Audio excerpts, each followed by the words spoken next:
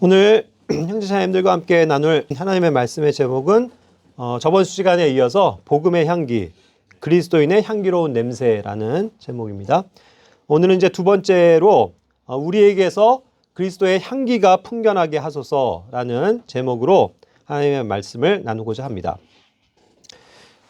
우리가 저번 시간에 공부한 것처럼 그리스도의 향기를 우리는 에베소서 5장 1절부터 2절에서 떠올려 보게 됩니다. 그러므로 너희는 사랑스러운 자녀로서 하나님을 따르는 자가 되고 그리스도께서 우리를 사랑하사 우리를 위해 자신을 향기로운 냄새의 헌물과 희생물로 하나님께 드리신 것 같이 사랑 안에서 걸으라. 이와 같이 그리스도께서 우리를 위해서 자신을 내어주셨잖아요. 희생 헌물로. 그것이 하나님 앞에서 향기로운 냄새의 헌물이 되었다라는 사실을 우리가 저번 시간에도 배웠습니다. 그렇기 때문에 이제는 우리는 이러한 향기로운 냄새를 우리에게 가져다 주신 예수 그리스도를 옷 입고 그 사랑 안에서 걸어나가는 그러한 삶을 살게 됩니다. 그런데 이 말씀을 좀 이어서 보면 결국 그렇다고 하면 이제 우리가 이와 같이 예수 그리스도께서 하나님께 자신을 드리신 것 같이 이제 사랑 안에서 걸어야 되는데 그러한 영역이 어떠한 것인지, 결국 그리스도의 향기를 품는 그러한 삶이 어떠한 것인지를 그 이어서 3절부터 5절까지의 말씀에서 계속 설명해 주고 있는 것을 봅니다. 5장 3절부터 말씀을 보면 오직 음행과 모든 부정한 것과 혹은 탐욕은 너희 가운데서 한 번이라도 그 이름조차 부르지 말라. 그것이 성도에게 합당하니라. 또한 추잡한 것이나 어리석은 이야기나 희롱하는 말도 적합하지 아니하니 하지 말고 오히려 감사하는 말을 하라. 너희가 이것을 알거니와 음행을 일삼는 자나 부정한 자나 탐욕을 부리는 자 곧 우상 숭배자는 결코 그리스도와 하나님의 왕국에서 아무 상속 유업도 받지 못하느니라. 이와 같이 이제 우리의 행실과 관련된 그런 예수 그리스도의 향기를 품는 삶이 어떠해야 되는지에 대해서 말씀하고 계시죠. 자, 그랬을 때 이것이 향기가 되지 않고 오히려 썩은 냄새를 가져다 주는 많은 육신에 속한 행실들이 있습니다. 그런 것에서 벗어나야 될 것에 대해서 성경은 말씀하시는 거죠. 여러 가지 음행과 부정한 것, 탐욕, 그렇죠? 그런 것들이 성도에게 합당하지 않다는 겁니다. 예수 그리스도께서는 자신을 합당한 의로운 희생물로 드리셨죠. 자, 4절에서도 추잡한 거나 어리석은 이야기, 희롱하는 말 이런 것도 적합하지 않으니까 늘 감사하는 말을 하라.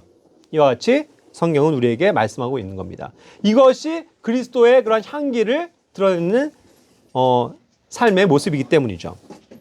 그렇기 때문에 음행을 하거나 부정하거나 탐욕을 부리는 것, 그런 것이 곧 우상숭배라고 말씀하셨고 이런 것이 하나님의 왕국에서 아무 상속 유업도 받지 못하는 육신에 속한 행위들이라고 말씀하는 겁니다. 그렇기 때문에 우리가 이러한 말씀을 토대로 해서 그리스도의 향기를 품는 그러한 그리스도께 속한 사람들은 이러한 육신의 것들을 다 벗어버리고 주님께서 원하시는 향기로운 삶의 모습으로 우리의 행실과 모든 것들이 바뀌어야 한다는 것을 다시금 새길 수가 있겠죠. 저번에 우리가 읽었었던 말씀인데 다시 한번 읽으면 고린도후서 2장 14절에서 16절에서도 그것이 이제 우리가 그리스도를 옷 입고 있기 때문에 풍겨야 하는 그리스도의 향기인 것을 생각해 보게 됩니다. 항상 우리를 그리스도 안에서 승리하게 하시고 우리를 통해 모든 것에서 그분을 아는 냄새를 풍기게 하시는 하나님께 이제 감사하노라. 우리는 구원받은 자들 가운데서나 멸망하는 자들 가운데서나 하나님을 향한 그리스도의 향기로운 냄새니 한 부류에게는 우리가 사망에 이르는 사망의 냄새요 다른 부류에게는 생명에 이르는 생명의 냄새니라. 누가 이런 일들을 감당하리요? 라고 말씀하고 있습니다. 자, 여기서 분명히 우리가 보게 되는 냄새, 결국 그분을 아는 냄새라는 것입니다.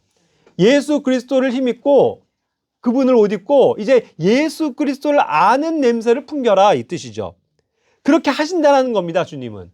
그것을 원하신다는 거예요.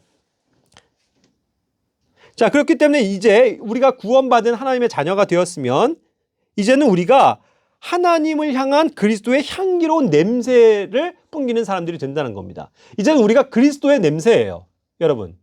우리는 하나님에 속한 예수 그리스도께 속한 또 성령님께 속한 그런 향기로운 냄새를 풍기는 자들입니다. 그분의 냄새라는 거예요. 그렇다고 하면 우리가 그러한 면에서 그리스도를 영화롭게 하는 향기로운 냄새를 우리의 삶에 계속 풍기고 살아야 되겠죠. 자, 그런데 이 냄새는 독특한 냄새입니다. 두 가지 영역으로 사람들에게 맡아진다는 거예요. 이것을 이 생명에 속한 사람들에게는 이 냄새는 항상 16절에 얘기하는 것처럼 생명에 이르는 향기로운 냄새가 됩니다. 그런데 우리가 가진 이 복음 또 그리스도께 속한 것들은 사실 사망에 속한 사람들에게 있어서는 이것이 결코 반갑지 않은 냄새라는 얘기예요. 그것이 향기로운 냄새가 아니라는 겁니다. 그래서 그것을 사망에 이르는 냄새라고 표현하는 거죠. 이게 그런 표현이에요. 우리가 그리스도인들이 어디를 세상에 나갔을 때 믿지 않은 사람들에게 사망의 냄새를 막 풀풀 흘리고 다닌다 그런 뜻이 아니고 결국 그들에게는 우리가 가진 그 그리스도의 향기조차도 그것을 맡지 못한다는 거예요. 왜냐하면 생명이 없으니까. 자기들은 사망에 속해 있으니까 그저 이런 것이 자기들에게 풍겨질 때 괴로운 거죠. 자기들에게 지옥을 얘기하고 하나님의 심판을 얘기하고 당신은 죄인이라는 사실, 그죠? 그리고 회개해야 된다고 이런 말들을 하니까 그들은 역겨운 거예요. 그런 냄새가. 싫은 겁니다. 그래서 그런 것들을 그들에게 입장에서 보면 사망에 이르게 하는 냄새일 수밖에 없는 거예요. 받아들이질 않기 때문에. 그러한 두 가지 양면성을 분명히 가지고 있습니다. 자, 그러나 어쨌든 우리는 이런 면에서 늘 주님의 향기를 품고 있는 사람이다라는 것. 그렇기 때문에 이제는 우리가 우리 안에 있는 어떠한 썩은 냄새들을 옛 사람에게 속했던 냄새, 썩어가는 냄새, 육신의 냄새 이런 것들을 철저히 제거해야 된다는 사실을 배우게 됩니다. 전도서 10장 1절 말씀인데요.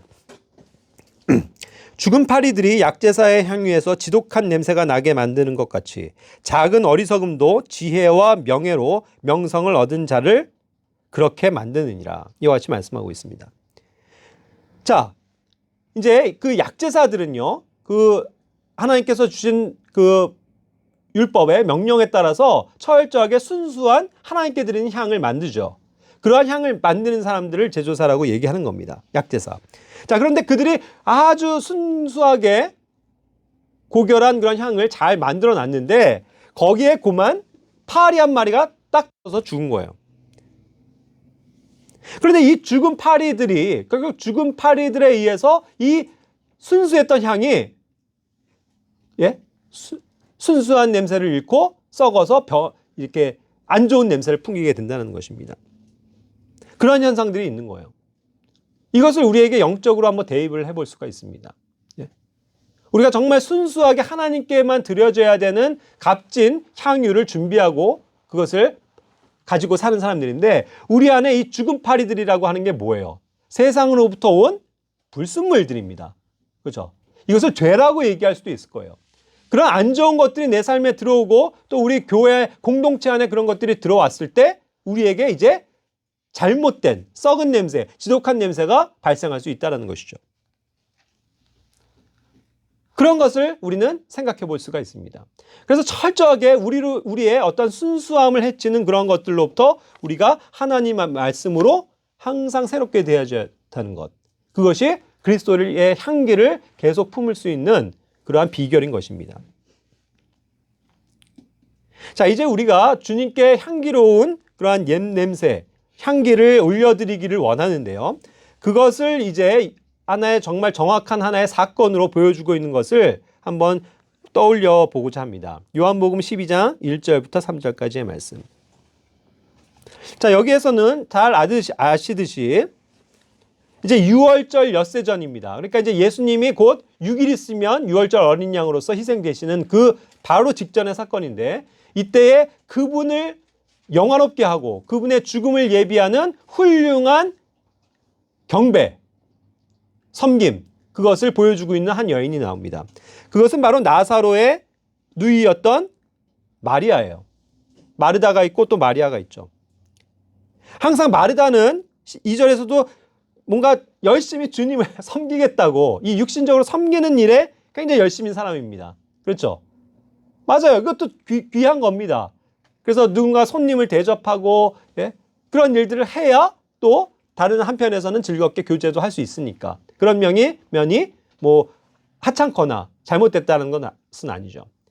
하지만 항상 마리아는 그거보다도 더 중요한 본질을 꿰뚫고 있는 여인입니다. 본질을 알고 있어요. 주님께서 지금 원하시는 건 그것도 중요하지만 예수님은 그 음식에 관심이 없으신 거예요. 그렇죠?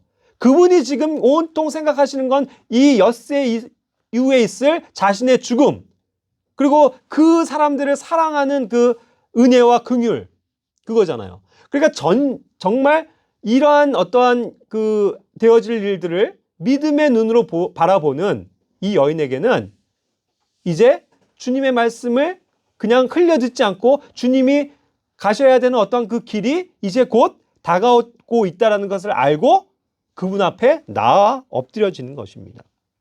그랬을 때 그가 가지고 있었던 굉장히 귀한 거예요. 값진 나드 향유 한 근이라고 그랬죠. 예? 이거를 가져다가 어떻게 하는 거예요? 예수님의 발에 아낌없이 부어버리는 겁니다. 이 값진 나드 향이라는 건 어떠한 의미를 갖고 있냐면 보통 이 유대인 여인들에게는 굉장히 중요한 전 재산이나 마찬가지예요.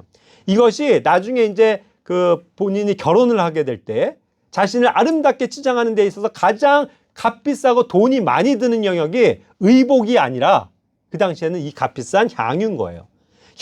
몸을 깨끗하게 씻고 향유를 쫙 발라가지고 온통 향기로운 냄새가 나게 하는 굉장히 값진 결혼 예물입니다. 그래서 이런 것들을 처녀들은 뭐 부모에 의해서도 그렇지만 굉장히 예비하고 항상 준비한다고 합니다. 이것은 뭐 하루아침에 내가 뭐 돈 몇 푼 주고 살 수 있는 게 아니니까 굉장히 구하기도 힘들 뿐만 아니라 굉장히 값어치가 나가는 거기 때문에 평생을 계속 열심히 저축하고 모아야만이 이것을 준비할 수 있는 거예요. 그러니까 이것은 자신의 인생에 있어서 가장 중요한 보물입니다. 그렇죠? 그런데 이걸 가지고 온 거예요.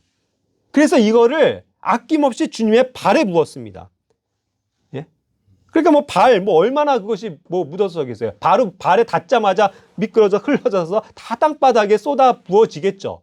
그럴지라도 그는 그 예수님의 발에 그것을 붓고 자기 머리털로 그것을 순수한 마음으로 발을 닦았다. 이렇게 표현하고 있는 거죠. 자신의 가장 값비싼 것을 가지고 주님 앞으로 나와서 무릎을 꿇고 엎드려서 거기다가 향유를 붓고 자신의 가장 영화로운 부분이라고 말할 수 있는 그 머리털로 자신의 몸을 들여서 주님을 예배하고 사랑을 전달하고 닦고 있다는 거죠. 얼마나 귀한 경배의 모습입니까? 이러한 값진 희생을 했다는 거죠. 그랬을 때 이 향기가 얼마나 놀라웠겠어요. 그러니까 여기에 이제 가득하게 되는 거죠. 그 향유 냄새가 온 집안에 쫙 가득하게 나오는 겁니다. 그 향유에 보관하고 있던 걸 깨뜨려서. 그죠? 그래서 자기의 모든 것, 자신의 가장 귀한 것을 가지고 주님 앞에 드리는 것, 그것이 하나님께서 가장 기뻐 받으시는 냄새라는 거예요. 실제로 그랬습니다. 아름다운 냄새, 너무나도 향기로운 냄새가 주님을 기쁘시게 했던 거죠. 그렇죠? 우리가 그렇게 이러한 영역을 영적으로 적용해서 하나님 앞에 드리기를 원합니다. 우리가 매주 그렇게 나와야 돼요. 우리의 인생을 가장 자신의 값비싼 것, 가장 좋은 것으로 주님께 드릴 준비가 되어 있어야 합니다. 그렇게 주님 앞에 엎드려지는 거예요, 우리가. 그게 예배입니다. 그게 경배예요. 그랬을 때 그 향기가 얼마나 하나님을 영화롭게 합니까? 그런 반면 이것이 주님의 뜻일진데 이것을 믿지 않고 반대가 되는, 결국 이것을 사망의 냄새로 맡는 사람에게는 이것이 돈의 욕심 때문에 좋을 리가 없는 거예요. 그래서 여기에서 어떠한 사람이 나옵니까? 예? 어찌해서 이 향유를 300데나리온에 팔아 가난한 사람들에게 주지 않느냐 하면서 화를 내고 있는 누구요? 가룟 유다가 나오잖아요. 주님께 속하지 않은 사람에겐 이런 냄새가 싫은 거예요. 이렇게 쏟아부어주는 게 아까운 겁니다. 그렇죠? 이게 너무 아깝다. 이게 300데나리온, 300펜스인데요. 굉장히 이것이 값어치가 나가는 거거든요. 이거 가지고 그냥 뭐예요?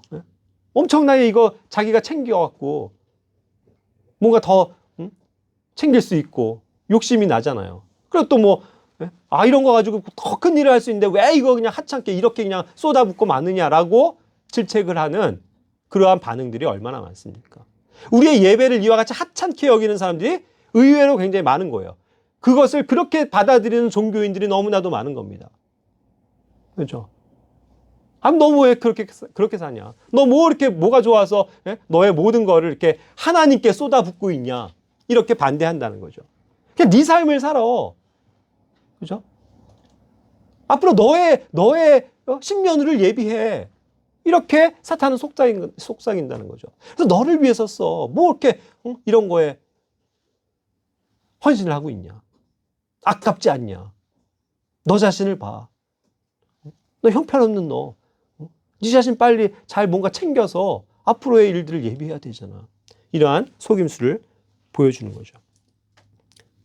그러나 우리는 철저하게 여기에서 하나님을 기쁘시게 하는 향기가 어떠한 모습인지를 이해하게 되는 겁니다.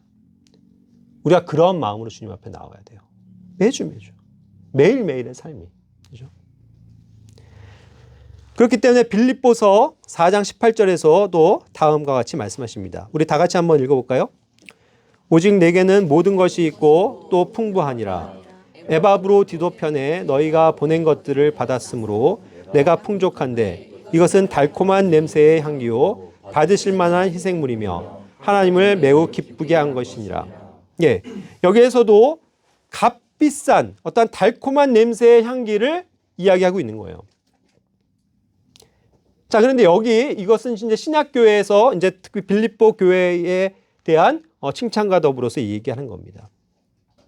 에바브로디도 편에 그 빌립보 교회가 사도 바울의 필요를 채우기 위해서 자원하여서 아낌없이 헌물을 드린 거예요. 헌금을 한 겁니다. 그렇게 해서 그거를 바울이 뭐라고 표현하고 있냐면 이것이 달콤한 냄새의 향기다라고 표현하는 거죠. 하나님께서 받으실 만한 희생물이다 이렇게 얘기하는 겁니다. 그래서 이것을 하나님을 매우 기쁘게 한 것이라고 칭찬해주고 있는 것이죠. 자, 우리가 어떻게 주님께 향기로운 향기를 올려드릴 수 있을까요? 했을 때 직접적으로 언급할 수 있는 이 구절 뭐예요? 우리가 드리는 것들입니다. 이거는 마음만의 문제가 아니에요, 여러분. 물질입니다. 헌금이에요.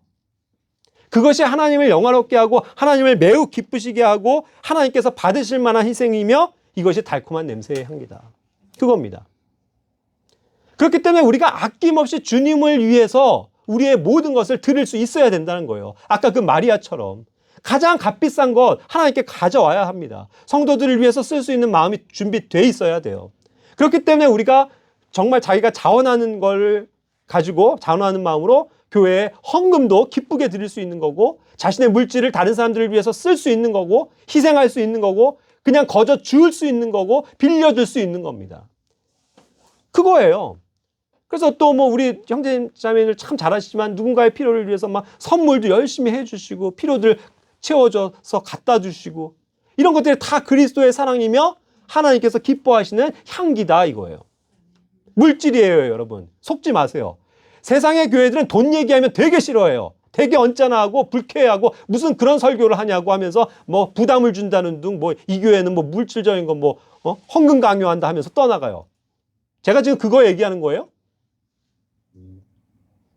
하나님이 어떠한 것을 기뻐하시느냐를 저는 얘기하고 있는 거예요. 그러니까 돈 얘기도 해야 돼요, 교회에서. 여러분, 솔직하게 얘기해야 돼요. 헌금들 열심히 하고 계세요? 자신이 가진 그 재물을 주님을 위해서 쓰고자 하냐고요, 여러분. 그런 가치가 분명히 내 안에 있어야 된다는 거죠. 그게 하나님의 말씀인데 어째요? 제가 뭐 돈 얘기한다고 여러분들 실족하게 하는 겁니까? 아니에요. 그렇게 받아들이시면 안 돼요. 여러분들이 가진 것을 아낌없이 주님을 위해서 드리시라고요. 그게 하나님이 기뻐 받으시는 향기예요. 그렇지 않습니까? 자, 또 하나 너희 몸을 살아있는 향기로운 희생물로 드리라라는 것을 이 살아있는 희생물, 계속 쓰여지고 있는 살아있는 희생물에 대해서 생각해 보면서 떠올릴 수 있습니다. 우리가 잘 아는 로마서 12장 1절, 2절 말씀은 우리가 단순히 뭐 세상과 뭐 구별되고 뭐 그렇게 해서 그냥 거룩하게 살아라. 단순히 이것만을 얘기하는 게 아니라고요. 잘 보세요. 너희는 뭐를요? 너희 몸을. 여러분, 몸입니다. 마음 아닙니다. 예? 내 생각 아니에요, 여러분. 그냥 몸이에요. 몸이 하나님께 드려져야 된다는 걸 얘기하는 거예요. 어떻게 해요? 거룩하게. 하나님께서 받으실 만하게. 그렇죠? 하나님께서 기뻐하실 만하게. 살아있는 희생으로 드리라. 이게 합당한 섬김이라는 거예요. 이 몸을 살아있는 희생물로 드린다. 자, 살아있는 희생물입니다. 희생물은 항상 하나님께 드려지는 거죠. 그게 향기가 나요, 안 나요? 납니다. 신약교회는 그걸 얘기하는 거예요. 내 몸을 하나님 앞에 드렸을 때 그것이 살아있는 희생으로서 하나님께 너무나도 달콤한 냄새가 된다는 거예요. 그래서 제가 항상 이것을 중요하게 여기잖아요. 교회에서 가르치잖아요. 여러분, 우리의 몸을 드려야 됩니다. 생각만 하는 거, 마음만 먹는 거 별로 중요한 거 아니에요. 우리의 몸이 순종해야 된다고요. 하나님을 기쁘시게 할 만한 것으로.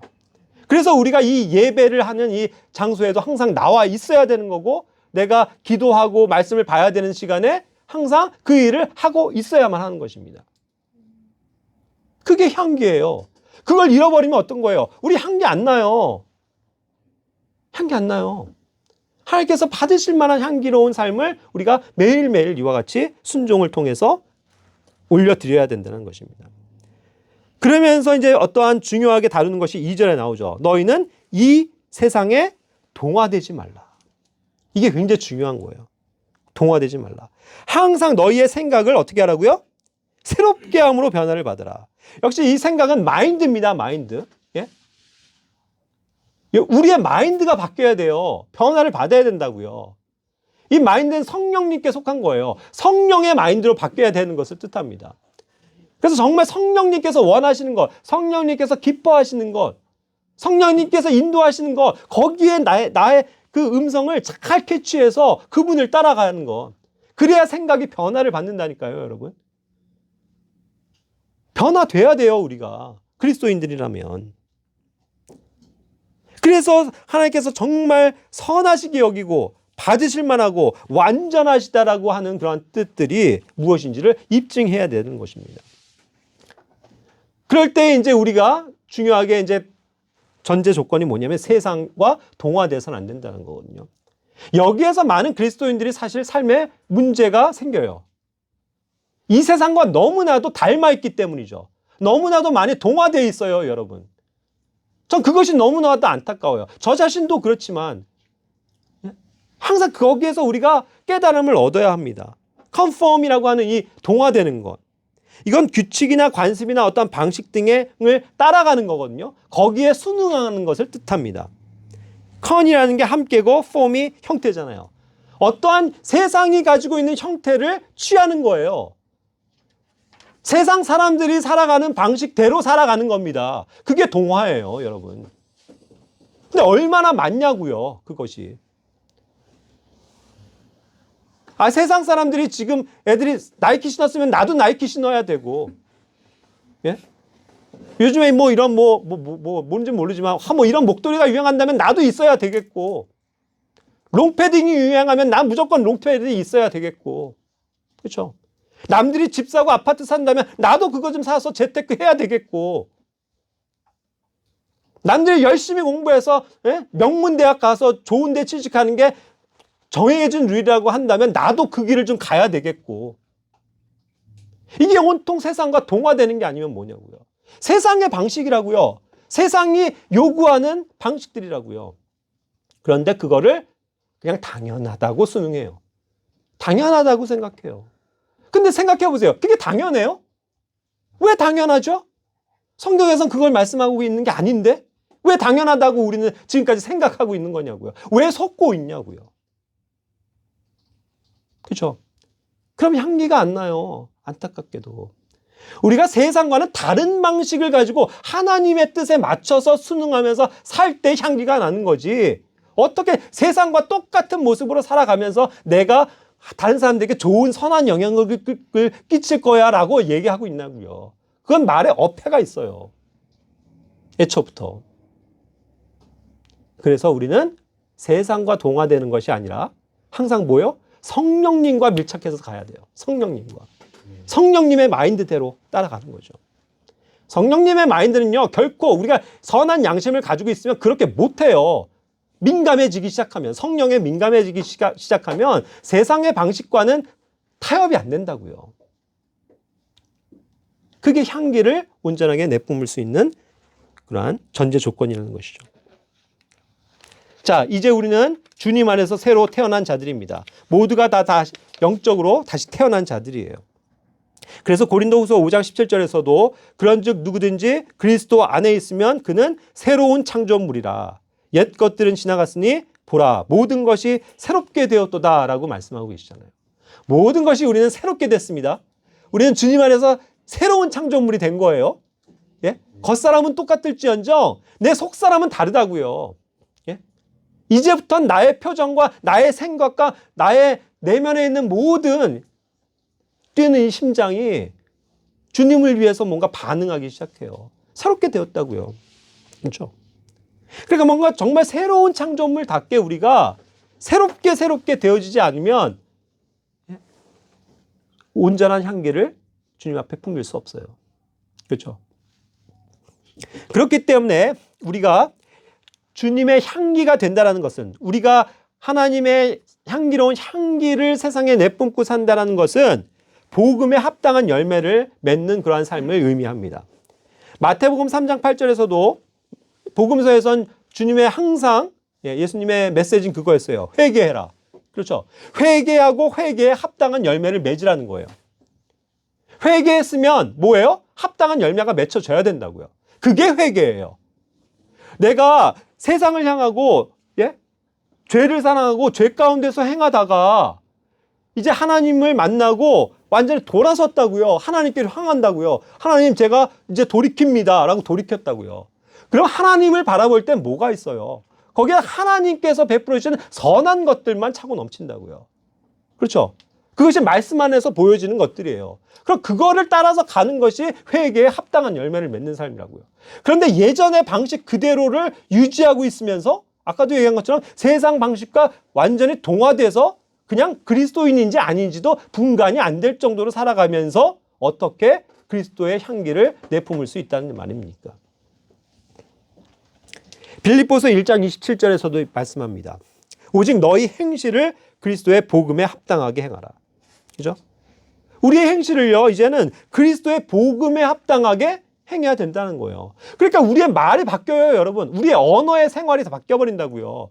우리가 에이씨 하면서 쌍욕을 하고 살던 그런 살다일지라도 우리의 언어가 바뀐다고요. 아름다운 말들로, 감사의 말들로, 이 성경의 아름다운 단어들로 채워져야 된다고요. 그렇죠?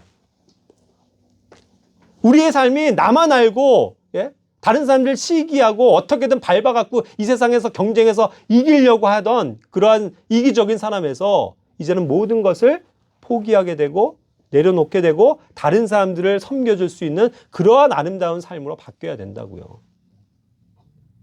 그게 그리스도의 복음에 합당한 삶이라고요. 그랬을 때 그것이 향기로운 냄새가 되지. 예? 그렇지 않고 그냥 여전히 내 방식대로 살아간다면 무슨 냄새를 풍길 수 있단 말입니까? 그렇기 때문에 우리는 항상 그리스도인답게 행동해야 돼요. 뭔가 그리스도인답게 회심의 역사가, 회개의 열매가 분명히 나타나야 된다는 것입니다. 사도행전 19장 18절, 19절 말씀인데 이거 저희 윤찬영 형제님이 좀 한번 읽어주실래요? 유대 사람들이 많이 와서 자백하고 자기 행위들을 알리며 또 신기한 술수를 사용하던 자들 중에 많은 자들도 자기 책들을 다 가지고 와서 모든 사람 앞에서 태웠는데 그들이 그것들의 값을 계산하니 은화로 5만 개나 되었다. 아멘. 자, 우리가 이것을 사도행전 19장에서 성경 공부할 때도 배웠던 거예요. 자, 여기서 에베소에 굉장히 수많은 마술을 행하던 그런 온갖 신기한 방법으로 돈을 긁어 모으던 그러한 사회 지도층들이 있었습니다. 그렇죠? 그런데 그들도 이 3년 동안이나 에베소에서 수도 없이 복음을 전했잖아요. 아시아에 있는 모든 사람들이 복음을 들을 정도로 해서 강력한 복음의 역사가 바울에 의해서 일어났습니다. 그래서 에베소가 완전히 변화를 받은 거예요. 많은 사람들이 주님께로 돌아왔습니다. 자, 그랬을 때 이러한 사람들도 놀랍게도 회개한 거예요. 그렇죠? 주님을 받아들이고 주님의 복음의 말씀을 듣고 거듭난 겁니다. 그랬을 때 어떠한 역사가 일어났냐는 거예요. 저는 이 복음이라는 것은 이와 같이 위대한 능력을 가지고 있다. 우리의 삶을 바꿀 수 있다라고 믿는 것인데 어떠한 역사가 나타났죠? 자신들이 가지고 있던 모든 그런 것들을 할 수 있는 책들이잖아요. 예? 그게 어마어마한 가치를 가지고 있는 고서입니다. 고대로부터 내려오는 굉장히 중요한 서적들이라고요. 이걸 가지고 자기들이 연구를 해서 뭔가 술수를 행하고 여러 가지 일들을 행해가지고 돈을 긁어 모으는 거예요. 그러니까 이 책의 값어치만 하더라도 은화로 5만 개예요. 은화. 아까 뭐 300데나리온 이 정도 수준이 아니고요. 은화로 5만 개라고요. 어마어마한 숫자예요. 예? 지금으로 따지면 뭐 몇백억의 값어치를 가지고 있는 그런 책들이란 말이죠. 그걸 어떻게 했다고요? 아우 아까워 하면서 좀 필사 좀 남겨놓고 싹 버리는 게 아니고 그걸 다 가지고 왔다고요. 이거 나 이제 주님 믿고 새 사람 되었습니다. 나 이제 새롭게 살렵니다. 나 이제 예전의 방식대로 안 살고 그걸로 돈 벌면서 그렇게 살지 않고 주님 위해서 살겠습니다. 주님 영광 받으소서. 예? 그렇게 하고서 다 불태워버린 거라고요. 놀랍지 않아요? 여기에 뭐 이름도 기록되지 않은 그러한 어떻게 보면 참 죄인이고, 예? 그렇게 해서 세상에 욕심을 가지고 살아갔었던 그러한 사람들인데 그들이 자기들의 죄를 자백하고 자기들의 그러한 행위들을 주님께 고백하고 그 회심의 반응으로서 이런 것들을 다 불태워버렸잖아요. 불타고 없어졌습니다. 나중에 가서 그들 가운데 어떤 사람들은 아이고 아까워 내가 왜 그때 그랬을까 하는 사람들도 있었을 수는 있을 거예요. 하지만 대다수는 어떻습니까? 자기의 모든 재산을 사실 잃어버린 거가 됐잖아요. 하지만 뭐가 찾아와요? 기쁨이 찾아오는 거예요. 평화가 찾아오는 거예요. 하나님이 주신 말씀에 순종한 이 기쁨이 그들에게는 충만했던 거예요. 그렇죠? 그게 놀라운 회개의 역사 아니에요? 이게 향기롭다고요. 자, 여기서도 왜 향기가 납니다, 분명히. 왜요? 불로 태워지잖아요.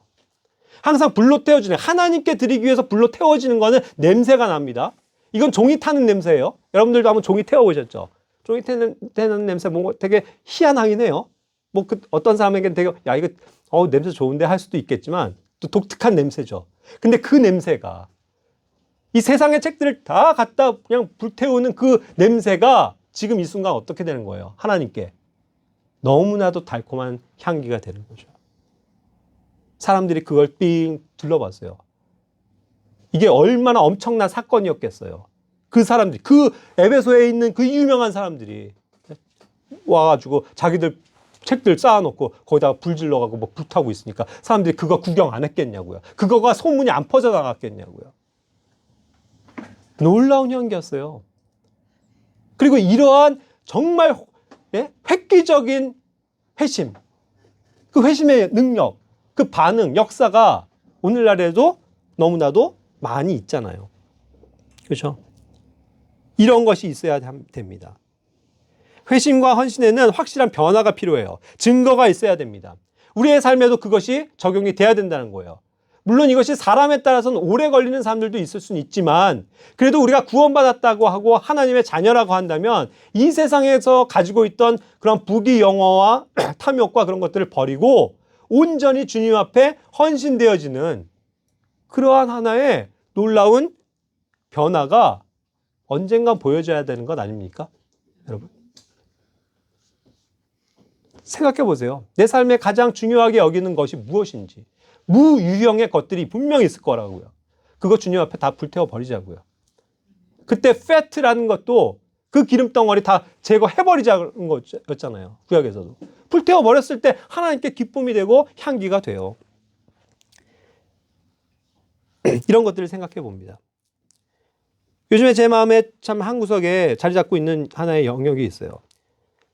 세상에 지금도 바깥을 보면 세상의 방식인데 동화되는 건데 세상에 정말 음란하고 너무나도 저속하고 전혀 그리스도인의 향기가 없는 그러한 음악들을 생산해 나가면서 거기서 세상 사람들을 즐겁게 해서 거기에 현혹시켜서 거기에서 세상을 사랑하게 하면서 거기서 얻은 돈으로 주님의 일을 한다?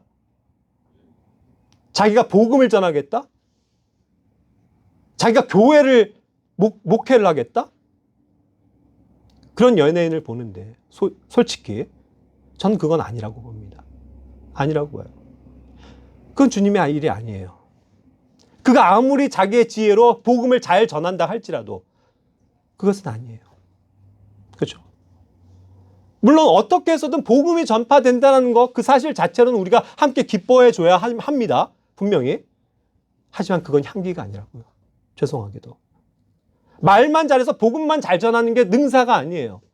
우리가 원하는 것은, 하나님께서 우리의 삶에 원하시는 것은 우리가 향기가 되는 거예요, 여러분. 우리가 향기가 될 때 복음도 그냥 향기가 돼서 그들에게 전해져요. 그렇지 않습니까? 그런데 내 삶은 따로, 그 다음에 내 그냥 가진 믿음은 따로, 이게 아니라고요. 어떻게 세상과 동화되어 있으면서 주님의 일을 한다고 하죠? 이런 현상은 뭔가 되게 잘못된 거예요. 뭔가 속임수가 있습니다. 일반적으로는요, 제가 수도 없이 경험했지만 많은 이 세상에서 많은 것들을 누리고 있었던 사람이 예수님을 믿고 구원을 받으면 어떻게 되는 줄 아세요? 대다수는 그걸 아직 놓지 못하기 때문에 그냥 평범한 하나의 그리스도인으로 살아가요. 조용히 그냥. 자기가 그냥 요만큼 정도 하면서 그냥 뭐 주일에 한번 잠깐 와서 그냥 인사드리고 예배 드리고 가는 정도로 그렇게 뜨뜻미지근하게 산다고요. 대다수는요. 근데 뭔가 내가 복음을 듣고 그 복음의 능력 때문에 내가 주님을 위해서 살겠습니다 하는 헌신을 보이는 사람들은요, 그렇게 예전의 삶을 유지하면서 그걸로 가는 사람은 절대로 없어요, 여러분. 그건 100%예요. 그러니까 목회자 중에 그런 사람은 없다는 거예요, 여러분. 자기가 복음 전도자로서 살아가겠습니다 하면서 여전히 세상 방식과 동화된 방식으로 돈을 벌고 살아가고 명예를 추구하면서 그 일을 할 수는 없다는 거예요. 그렇죠? 그리스도와 벨리알을 어떻게 조화시킬 수 있냐고요. 내가 하나님과 세상을 어떻게 동시에 사랑할 수 있냐고요. 그건 거짓이에요. 그러니까 그런 사람이 차라리 그냥 한 구석에서 나 구원받았어 하면서 조용히 살아간다면 제가 이해를 하겠는데, 그가 복음 사역자로 교회를 인도하는 목회자로서 목자로서 살아가길 원한다고 하면서 여전히 세상 방식으로 동화되어서 살아가면서 여전히 돈과 명예와 세상에서 추앙받는 그러한 유명한 사람으로 살아간다는 것은 모순 아닙니까? 전 그것이 사실 생각이 되어져요. 제가 알고 있는 한 주님 안에서의 형제님이 계십니다. 저보다 훨씬 선배님이신데, 그분이 이제 그 고등학교 때 굉장히 그 연극 동아리로 시작해서 연극을 굉장히 잘해요. 연극을 굉장히 잘하는 거예요. 그래서 그가 고등학교 시절 때도 교회에서 막 복음의 그런 것들을 하는 막 1인 그 연극 있죠. 그렇게 해갖고 막 청년들 다 모아갖고 막 거기에서 공연하면서 회심시키고 복음 전하고 굉장히 열심히 있는 리더였어요. 연극을 굉장히 잘해요. 그래서 그가 한양대 연극영화과를 수석으로 들어갔어요. 그것을 통해서 영광을 받았다. 근데 졸업할 때쯤 되면서 다니면서도 그랬지만 계속 갈등하는 거예요. 갈등이 생겨요. 막상 들어와서 보니까 연극영화라는 이 세상 문화가 어떻겠어요? 주님을 추구해요? 완전히 세상, 그죠? 세상에 그 썩어 빠진 그 문화의 대표적인 게 그런 분야들이잖아요. 그러니까 갈등할 수밖에 없는 거예요. 너무너무 고민을 하더라고요. 그래서 결국은 아마 졸업은 하긴 했을 거예요. 근데 전향하더라고요. 그냥 자기는 어떤 촬영하고 이러는 걸로 주님을 섬기겠다. 해갖고 그 부귀영화 수석으로 들어가서 어떻게 보면 지금쯤 우리가 보면 말하자면 뭐 유명한 그런 배우처럼 누구 하면 아는 사람처럼 돼 있을 수도 있을 사람이 그 길을 버리고 조용히 그냥 선교 미디어 이런 거 영상 찍고 감독하는 PD로 주님을 섬기면서 살아가고 계세요. 전 그게 맞다라는 거예요. 맞다라는 거예요. 회심한 사람은요, 진정한 회심 있는 사람은 변화가 있어요. 갈등 안 할 수가 없다고요. 세상의 방식대로 살 때. 두 가지예요. 주님의 걸 포기하고 여전히 그걸 쫓든가, 그거 포기하고 무일푼돼서 주님 쫓든가. 그거 둘 중에 하나 아닙니까? 그럼 나머지 삶은 주님께서 책임져 주세요. 그런데 제가 말하는 건 누가 그리스도의 향기가 되고 있냐는 거예요. 이 세상에서 여전히 유명한 게 향기를 나타내는 게 아니에요. 그런 사람이 뭔가 영향력 있는 사람이 복음 전하면 다 될 것 같죠? 그거 우리 속으면 안 된다고요. 오히려 그렇게 묵묵히 자기의 거를 희생하고 하나님 앞에 값진 희생을 드린 사람이 보이지 않는 곳에서 복음 전하고 주님 일을 하는 거예요, 여러분. 그렇기 때문에 제가 이제 결론을 하면서 이런 말씀을 드립니다. 내가 그리스도인이라는 분명한 정체성을 보이기를 원해요. 이것은 뭐냐면 삶의 간증입니다, 여러분. 그리스도인의 향기를 나타내는 건 우리 삶의 간증이에요. 그렇지 않습니까? 내가 어떠한 사람인지에 대해서 정확하게 표명해야 된다는 것입니다. 나의 정체성. 제가 그렇기 때문에 이제 그런 것들은 우리가 평상시 살아가면서의 여러 가지 간증도 있을 수 있고, 또 내가 가진 그리스도인으로서의 원칙, 그죠? 내가 중요하게 여기는 것, 내가 우선순위하는 것, 그렇기 때문에 나의 그런 여러 가지 행실들, 이런 것들을 다 포함하고 있는 개념이라는 거죠. 거기서 향기가 나야 된다는 거예요. 아, 이건 그리스도인이지. 이 사람 정말 참 그리스도인으로서 그렇게 살아가지 하는 모습이, 그 향기가 사람들에게도 알려져야 된다는 것이죠. 제가 얼마 전에 그 아는 형님을 만났습니다. 한 26년 만에 만났더라고요. 네. 같이 작곡을 하는 형이었고, 또 저랑 굉장히 절친했었고, 같은 선생님 밑에서 대학까지 하면서 굉장히 오랜 시간을 같이 했었던 참 친한 형인데, 그 형이 이제 뭐 미국으로 왔어요. 저도 이제 또 외국 갔었고, 그러다가 이제 그 어머님이 돌아가셨다고 그래서 장례식에서 이제 와서 이제 26년 만에 만난 거예요. 그러면서 이제 잠깐 이제 만나서 대화를 하는데, 그 형이 저한테 그러더라고요. 야, 너 뭐 하고 지내냐? 뭐 이런 것들 얘기하잖아요. 그러다가 이제 뭐 이렇게 살고 있습니다. 그랬더니, 야, 근데 너 혹시 뭐 교회 목사님 안 해? 이러더라고요. 그래서 예? 사실은 얘기했죠. 그래서 사실은 뭐 일반적으로 얘기해서 뭐 내가 신학교 가서 뭐 목사하면서 그렇게 하는 교회 뭐 목사는 아닙니다. 하지만 뭐 전 여전히 이렇게 한 작은 교회 모임에서 교회를 섬기고 그런 이제 목자와 교사로서의 그런 삶을 살고 있습니다. 이렇게 얘기를 했더니 그 형이 뭐라고 그러냐면, 전 그 말이 참 이렇게 감사가 됐어요. 뭐라고 그러냐면, 그치? 그럴 줄 알았다. 그럴 줄 알았다. 너 그 일 하지? 당연하지. 그럴 줄 알았다. 이 말을 해주더라고요. 그래서 이제 예전에 있었던 일들을 회고하게 되는데, 전 그 말이 돌아오면서 참 감사하더라고요. 그럴 줄 알았다는 건, 유진선? 걔는 오랜만에 26년에 만났어도 그 사람은 어떻게 돼 있을까를 궁금해할 때, 걔는 틀림없이 목회자가 돼 있을 거야. 이렇게 예상하고 있었다는 거죠. 그래서 그럴 줄 알았다. 그것이 저에게는 어쨌든 감사가 됐어요. 제가 젊은 시절 아닙니까? 뭐 10대부터 제가 그 형을 20대 중반에 이제 헤어진 거니까. 그 형이 이제 저를 기억했었던 건, 그가 그때는 믿지 않았어요. 근데 지금은 믿었다고 해서 이제 잠깐 신앙을 나누긴 했지만, 그가 바라봤었던 26년 전에 나는 어쨌든 그리스도인으로서 분명한 정체성을 가지고 있었다는 거죠. 그리고 그냥 그리스도인으로서 흔히 말하는 것처럼 교회 다닌다가 아니고, 쟤는 참 특이한 애야. 하긴 그랬거든요. 제가 항상 이 성경 들고 다녔거든요. 그 당시에는 이제 뭐 책가방 같은 거 안 들고 다녔습니다, 여러분. 자기 전공 서적이랑 뭐 이렇게 몇 가지 노트 이렇게 들고 다니는 게 유행이었는데, 전 항상 딱 성경 들고 다녔어요. 그래서 항상 쉬는 시간에도 성경 읽고, 만나는 선후배 애들에게 복음 전하고, 야, 성경 공부하지 않을래? 성경 공부하자, 성경 공부 모임 열고. 그러고 살았어요. 뭐 사람들 뭐 술 마시러 간다 그러면 전혀 안 가고. 독특했죠. 그러니까 그가 기억했던 저는 20년 후에 만났을 때 걔는 목회자가 돼 있지 않을까 했는데 아, 그럴 줄 알았어. 감사한 거 아닙니까? 변함없이 저는 어쨌든 그 길을 가고 있었던 거니까. 우리가 이와 같이 그리스도인으로서 향기를 분명히 그 정체성을 드러내야 될 것이 굉장히 많습니다.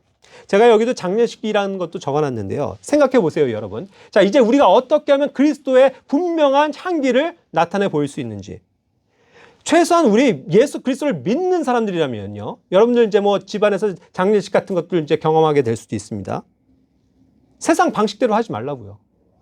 세상과 동화된 방식 버리라고요. 어떻게 해요? 보통 장례식에 향 피우고 거기서 향을 왜 피워요? 그게 그리스도의 향기예요? 그 향기 아니에요. 그렇죠? 그건 불교에서 온 또 유교적인 관념에서의 향 피우는 거라고요. 그거 세상 방식이잖아요. 그러니까 우리 장례식장에서 그런 거 치워버리는 거예요. 뭐 꽃이야 뭐 그냥 추도하는 마음으로 줄 수 있지만 가면 어떻게 합니까? 많은 사람들이 아이고 하면서 절해요. 그게 우리나라 문화예요. 저희는 뭐 아버지 때로부터 절 절대로 받지 않았어요. 아, 별하지 마십시오. 그래도 막무가내로 하는 사람이 있어요. 그럼 가만히 서 있어요, 우리. 하지 말라고 하면서.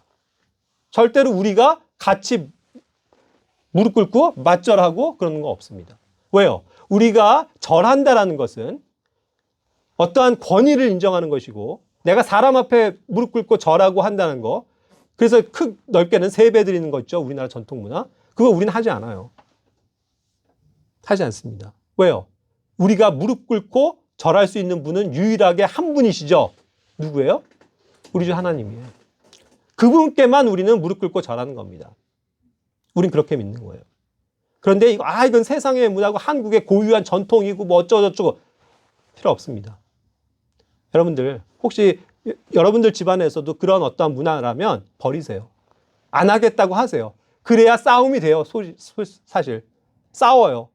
혼나요, 어른들한테. 그래도 내 그리스도인으로서의 정체성을 이제부터 보이기 시작하시라고요. 그래야 향기가 나요. 제가 저희 아버님 장례식에 오신 분들 보셨겠지만 일부러 그래서 그런 거 다 빼고 아예 절 같은 거 할 수 있는 공간도 안 만들고 의자들 쫙 배열해 놨잖아요. 그리고 앞에다가 영상 틀어놨다고요. 우리 아버님이 어떠한 길을 가셨는지에 대한 짤막한 복음 영상. 그래서 어떻게 그분이 예수님을 믿게 됐고 어떠한 삶을 사셨고 그러면서 그분이 바라는 고인의 유지가 뭐였다. 예? 그리스도를 넌 주 예수를 믿으라. 그죠? 그리하면 너가 구원을 받고 내 집이 구원을 받으리라. 이 말씀을 토대로 해서 복음을 전하는 영상으로 마무리를 했다고요. 짧게 이거 보십시오. 이거 보고 고인을 생각하시고 고인이 무엇을 말씀하셨는지 생각하십시오. 다 앉혀갖고 그거 듣고 가게 하셨다고요. 물론 이제 대다수가 우리는 크리스찬들이긴 하지만 너무너무 반응이 좋더라고요. 아, 이런 장례식 처음 봤다고. 향기가 난다고. 그렇게 표현하세요. 그렇죠. 뭔가 달라야죠. 세상 방식 아니죠. 막 곡하고 울고 우리는 아무도 안 울잖아요. 너무 기뻐하고 막 찬송하고 찬송 틀어놓고 계속. 그렇죠. 우리 주님 안에서 만나게 되는 거예요. 그러니까 뭔가 믿지 않는 사람들이 와도 이게 뭔가 이질적인 거예요. 문화가. 이게 뭔가 다르거든요. 그래도 그들이 그걸 보면서 야, 이 집안은 정말 하나님을 확실하게 믿는 크리스찬들이구나. 고인이 그러한 삶을 사셨구나. 그런 것들을 생각하게 되는 거죠. 그거예요. 저희 아버님 얘기를 했으니까 또 재밌는 에피소드 하나 말씀드리면 저희 아버님 대단하셨거든요. 믿자마자 회개의 역사가 일어난 거예요, 그분은. 그래서 그냥 예수님 믿고 돌아오는 그 시간부터 해서 막 버스 안에서 복음 전하고 막 이러셨던 분이에요.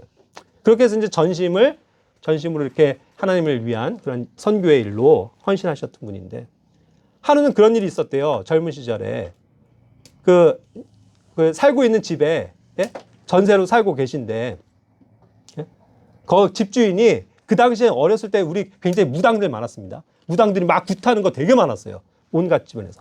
그래서 마당에서 막 그 집주인이 막 무당 불러가고 구슬하고 있더래요. 근데 아버님이 이제 복음 전하고 딱 오셨는데 막 시끄럽게 무당이 막 그러니까 이게 뭐냐고 하면서 막 달려들어가고 막 그 사람 내쫓고 막 그냥 막 그거 물건들 다 치우고 가라고.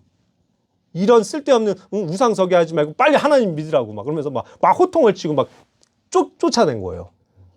어떻게 되겠어요? 막 집주인이 막 화가 나고 막 그런데 막 막무가 내로 그러니까 이 무당 무서워서 그냥 간 거예요. 그래갖고 그게 해산이 돼버린 거예요. 얼마나 열받았겠어요. 그렇게 해서 무당을 내쫓고 어떻게 되셨겠어요? 자신은 집에서 쫓겨났죠. 당장 나가라고 집 빼라고. 그래갖고 결국 이사를 나오신 거예요. 그런데 그게 뭐예요? 그게 향기라는 거예요, 여러분. 우린 그리스도인으로서 단호하게 나의 신앙을 고백하는 거죠. 물론 그것이 뭐 어떤 면에서 다른 사람들의 그런 것들 뭐 피해를 준 거 아닙니까? 할 수도 있지만 그냥 막 그 열심에 끌어오는 열심에 너무 안타까운 거 아니에요. 복음도 모르고 이 사람들 막 죽어가는데 이거 아니고 여러분 예수님 믿어야 된다고 그거 아니에요. 그 열심 때문에 때로는 그렇게도 된다는 거예요. 근데 전 그런 간증들이 수도 없이 많아요. 저희 아버님에게는. 그냥 그리스도 때문에 일어나는 일들. 전 그것이 돌이켜볼 때 향기였다는 거예요. 향기. 그러니까 그런 아버님을 다 그렇게 회상하세요. 거기 오신 분들을. 다 그런 에피소드를 갖고 얘기들 하시더라고요. 그래서 우리 아버님 때문에 받았었던 도전, 감동, 예? 그분에게서 배웠던 거 이런 거 다 얘기하는데 그게 결국 뭐예요? 저도 몰랐었던 얘기들 쭉 끄집어내시는데 오래되신 분들이 다 향기였잖아요. 주님을 기쁘시게 했던. 결혼식도 얘기했는데 여기 혹시 우리 이제 성도들 가운데 혹시 누군가가 이제 결혼하게 된다면 결혼식들 어떻게 하실 거예요? 세상 방식대로 그냥 뭐 똑같이 뭐 세상 방식 아시죠? 그냥 결혼식이라는 거 하면 딱 떠오르는 거 그거대로 하실 겁니까? 신랑 전부 신부 맞절 하시고요. 양가 부모에게 큰절 드리시면서요. 복음의 주례 생략하고요. 그냥 친구들끼리 그냥 재밌었던 일, 뭐 에피소드 하고서 깔깔깔깔 대고 그냥 끝? 그게 무슨 향기냐고요. 결혼식은 굉장히 성스러운 거 아니에요, 여러분? 중요한 거 아니에요? 한 사람이 한 그리스도인이 한 아내를 맡습니다. 그래서 주님을 영화롭게 해요. 얼마나 영광스러운 잔치냐고요. 그래서 혼인잔치가 너무나도 중요한 거예요, 성경엔. 그래서 그 혼인식이 7일 동안 하면서 얼마나 기뻐하는 겁니까? 하나님께 영광을 돌리는 시간이거든요. 그럼 최소한 결혼식을 통해서도 그리스도의 향기가 나타나야죠. 오늘날 가면 복음의 주례가 없어요. 저희 아버님은 숱하게 이 주례 하셨는데 항상 말씀 인용해 가면서 복음 전하셨어요. 뭐 복음과 연관이 돼요, 결국. 그러니까 일반인들은 저게 뭐야 하죠. 근데 뭐예요? 그게 향기라고요. 이 주님을 믿는 선한 남녀가 만나서 이와 같이 결혼하는데 이 결혼의 의미가 무엇이고 우리의 머리 대신 주님, 신부 대신 우리 교회 이런 거 설명하면서 주례에 하나님의 말씀을 선포하는 거예요. 그랬을 때 어쨌든 감동을 받고 복음을 듣고 구원받는 사람도 있어요. 그것이 선한 영향력을 끼치는 게 있다고요. 그러니까 이 부분은 새롭게 저기 하는 이들은 정말 하나님을 열심히 믿는 사람인가 보다 하는 것들을 캐치하게 되죠. 거기서부터 향기가 시작되는 거예요. 그런데 온통 그런 게 없어요, 요즘은. 축가도 보세요. 너무 한심해요. 어떻게 그리스도인들이 축가를 한다고 하더라도 정말 당신을 축복한다는 그런 것들 하나님의 영광을 위한 노래들이 흘러 넘쳐야 되는 거 아니에요? 근데 왜 결혼식 축가가 무슨 폴킴의 그런 거나 부르고 있고 가수들 그러면서 막 춤을 추고 있냐고요. 그게 그리스도인의 결혼식이에요? 향기가 전혀 없어요. 그래서 저는 그런 결혼식 보면 불쾌해요, 사실. 이게 뭐지? 하나님 믿는 사람들이 이 좋은 기회에 찬송가도 하나 안 부르잖아요, 요즘에. 원래 그런 결혼식 가면 다 뭐예요? 기뻐하며 그 노래 그거를 이제 한 몸 되게 하소서 하는 그걸로 이제 개사를 하죠. 그런 거라도 부르잖아요. 그래서 모르는 사람도 그거 찬송가 보면서 흥얼흥얼 따라 하잖아요. 그게 왜 안 중요하냐는 거예요. 그게 향기인데. 그러니까 그거 끝나고 더 좀 태백실 가서 이게 품 해갖고 자 받아 하고 뭐예요? 그 밤이에요? 대추예요? 막 던지고 자 이거 몇 명 나와서 잘 살아. 그러면 감사합니다 맞절하고 왜 그런 거 하고 있냐고요. 그리스도인들이. 그럼 미신이나 쫓아가고 있고. 네? 전혀 향기가 없어요. 결혼식 가면 저는 불쾌하다니까요, 솔직히. 크리스찬이라고 하는 예? 교회 결혼식이. 생각해 볼 문제 아니에요? 너무 많아요. 우리가 그런 면에서 생각해 봐야 될 게 우리의 삶의 모습이. 취업을 한다고 봅시다. 예? 우리가 정말 믿음의 가치를 가지고 있다면 어떠한 면에서 취업을 준비하면서도 향기를 낼 거예요. 일요일에 돈 많이 준다고 거기 덥석 물어요? 아니에요. 제가 참 감사한 거 우리 이제 청년들, 형제들. 일요일뿐만 아니라 자기는 수요일에도 기도 모임도 있고 성경 공부도 해야 되기 때문에 나 그날에도 지장받는 거면 안 하렵니다. 라는 마음 가지고. 또 뭐 금요일마다 어디 뭐 섬김에 그런 거 가는데 저 그거 가고 싶어서 좀 제가 돈을 덜 벌고 좀 하찮더라도 전 그런 직업 택하겠습니다. 얼마나 감사한 거냐고요. 그게 향기예요. 그랬을 때 뭐예요? 주변에서 난리 나죠. 가족들부터. 너 왜, 응? 말도 안 돼. 너 이 좋은 직장을 놔두고 왜 그걸 안 해? 왜 안 해? 자, 그랬을 때요. 중요한 건 뭐냐면, 안 내켜서요. 뭐 아니면, 뭐 거리가 멀어서요. 이딴 식으로 변명하지 마세요. 왜 그래요? 이왕 그렇게 자기가 결심 먹었으면, 나 이거 믿음 때문에 그렇습니다. 얘기하셔야죠. 그래야 향기가 돼요. 그렇죠? 나 이거 주님 일 때문에 그렇습니다. 내가 주님 사랑하기 때문에 이 교회 모임 사랑하기 때문에 그런 직장 포기할 수밖에 없습니다. 일요일에 저 일 안 합니다. 아니에요?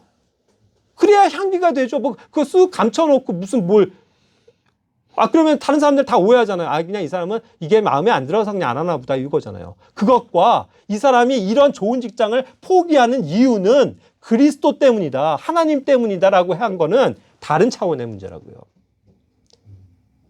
그래야 나중에도 그 사람에 대해서 회개할 때 그럴 거예요. 쟨 그럴 줄 알았어. 너무너무 좋은 직장이어서 소개를 해줘요. 야, 이거 하면 진짜 막 돈도 막 300만 원, 400만 원 준대. 일도 안 주고 너무 좋은 직장 아니냐? 그러니까 한번 해봐. 그런데 단서가 뭐예요? 한 달에 한 번은 일요일에 꼭 근무를 해야 된다라고. 그것만 어떻게든 좀 피해가면 되잖아. 그랬을 때 단호하게 no 해버리면 어떻게 해요? 그럴 줄 알았어. 쟤는 괜히 소개해줬어. 그거라고요.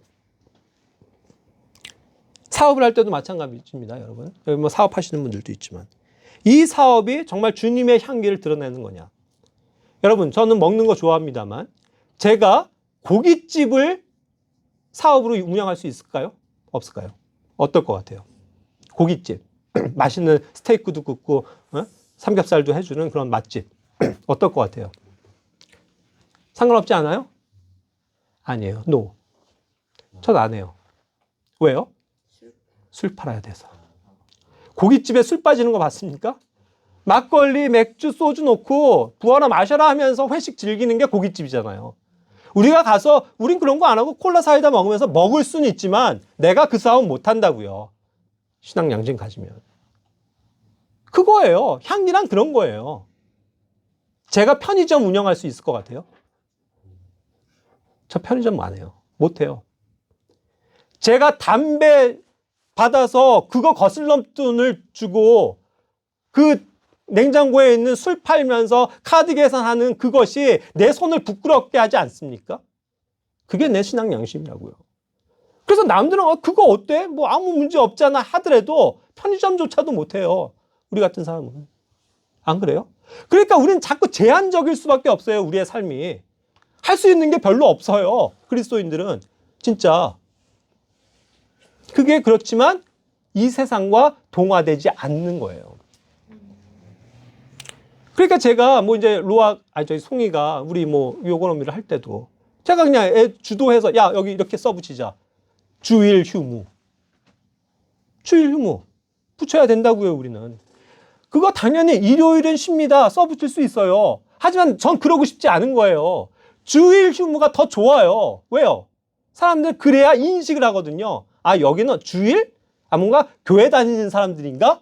이럴 거 아니에요. 아니나 달라요? 그것 때문에 여긴 정말 뭔가 크리스찬인가 보다. 되게 신실한가 보다 하면서 관심 갖고 온 한 형제님이 계세요. 단골 고객이 됐어요. 내비게이터 선교회 분인데 맨날 와요. 그래갖고 송이랑 사장님이랑 맨날 대화하고 교제해요. 막 그러고 1시간을 교제하고 가세요. 너무 그게 즐거운 거예요, 그분은. 이러한 사장을 만난다는 게. 그리고 자기는 놀랐대요. 너무나도 친절해갖고 확실히 저 사람은 크리스찬일 거야. 아니나 달라요? 그런 걸 이제 물어보니까 다 온 집안이 이렇게 예수님을 잘 믿는 그런 적이라는 거에 너무 기뻐하면서 찾아오시거든요. 그게 향기라는 거죠. 주일 휴무. 예? 그 에릭 리들이라고 하는, 제가 예전에 한번 설명드렸었죠. 그 불의 전차의 그 주인공. 예? 달리기 선수. 100m 금메달 유력 예? 후보. 그가 예선을 딱 달리려고 봤더니 뭐예요? 일요일에 경기가 잡혔죠? 자기가 어떻게 했어요? 선택? 나 그거 포기합니다. 일요일 그날은 내가 주님을 섬기는 날로서 나는 그날 하나님께 예배 드려야 되기 때문에 나 경기 못 뜁니다. 완전 바보 취급 당할 뿐만 아니라 완전 예? 그 매국노 소리 들으면서 엄청나게 질타를 받았죠. 그래서 선수 생명이 이제 끝나게 된 거 아니에요. 그가 그렇게도 사모했던 주일 그거요. 주일 휴무 왜 안 중요하냐고요.